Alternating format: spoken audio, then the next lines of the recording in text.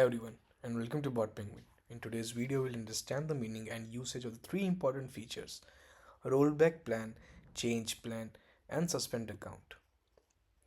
As mentioned in my previous video where I explained the manage customer sections, when you click on the three-dot menu next to the customer, you will see these three options. In this video I'll explain each one of them one by one. Let's start with rollback plan. Imagine a scenario where you have accidentally assigned the wrong plan to a customer and as a result your limits have been consumed. Instead of waiting or purchasing an add-on, you can simply click on the rollback plan. Here, you can choose a new plan, but please note that you can only select a lower plan than the currently assigned plan.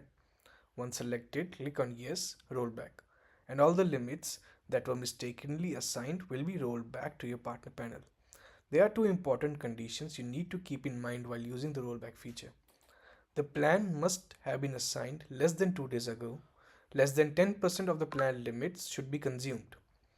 If both conditions are met, the rollback functionality will work successfully. Next, we have the change plan button. If you want to downgrade a customer's plan, you can do so by clicking on the change plan. You will only see plans that are lower than the currently active plan. Simply select the desired plan and click on confirm. Lastly, we have suspend account. If you want to manually suspend a customer account, just click on suspend account and the customer's services will be paused immediately. So this is how the rollback plan, change plan and suspend account features work in the BotPenguin Partner Panel. So that's all from my side. Thank you for choosing BotPenguin. I'll see you in the next video.